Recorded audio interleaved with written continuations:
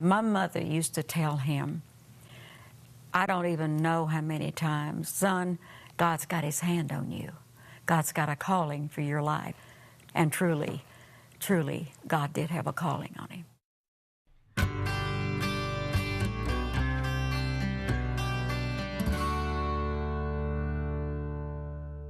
Johnny's faith, his family, his music, they all fit together.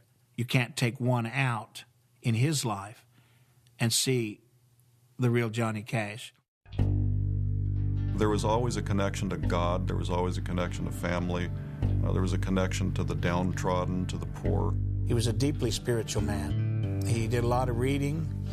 He had probably more books in his library than most preachers have. Johnny's relationship with the Bible took root when we were very small children on the farm.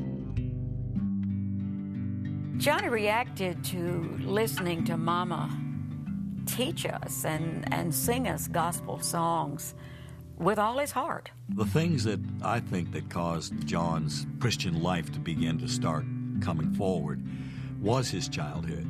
I know that times that we sat and talked together, he would discuss his brother that passed away, and it had a profound effect upon John.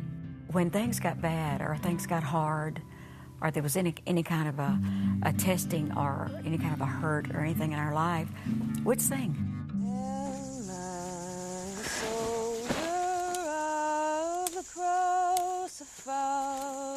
We gathered together as a family and we sang those gospel songs.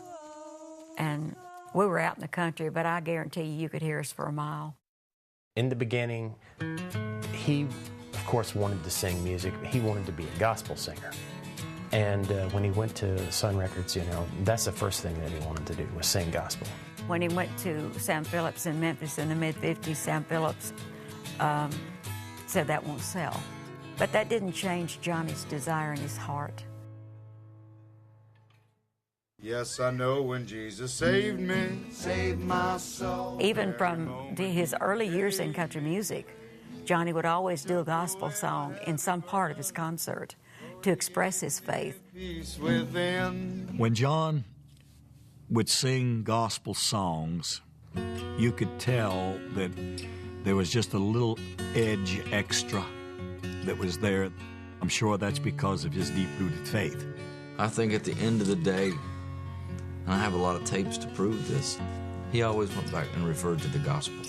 But I think the gospel is what lived the deepest in him. If there's one thing you could count on with him, it's that he was steady when it came to his beliefs. Johnny's faith always had challenges. His drug years are no secret to the world. He faced his own demons. And you see it a lot in country and rock and roll musicians of that generation.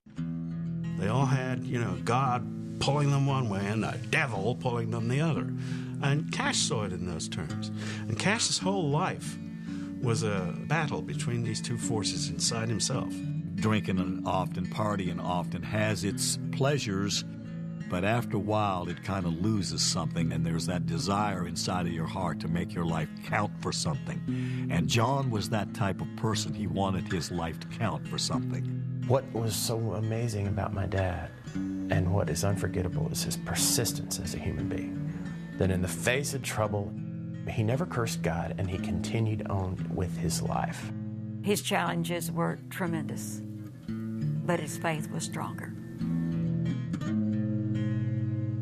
One of the things that speaks volumes of Johnny Cash's character is the fact that he was so open with all of his problems, because he was very honest with people. The one thing he would always tell you is, if you can't be honest, a person who will lie will do anything.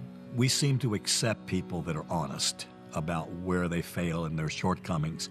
God's strength is made perfect in our weakness, is what the Scripture says. And I think many times when our weaknesses are exposed, it shows the strength of God in our lives. The Bible says, if you cast your bread upon the water in many days, and some days it'll return back unto you. I'm a believer that John, because he sowed so much kindness and goodness, he received it back. And that's what Johnny Cash was all about. He was a real human being. And Johnny has compassion. give you a good example, he was very much giving away money and cars and various things to needy people that nobody ever heard about or ever knew about. He was also extremely forgiving. You know, somebody could steal a piece of silver from his house, and he'd be told, you know, hey, so-and-so just took a piece of silver. What do you want me to do next time he comes in the house? He said, well, just don't put him so close to the china cabinet next time. Very forgiving, and I think that came from his spiritual beliefs. Forgive and forget, live and let live, and that's what he did. To him, his faith, his experience with God was very personal. And if you found peace and so forth in what you believed, he was all for you.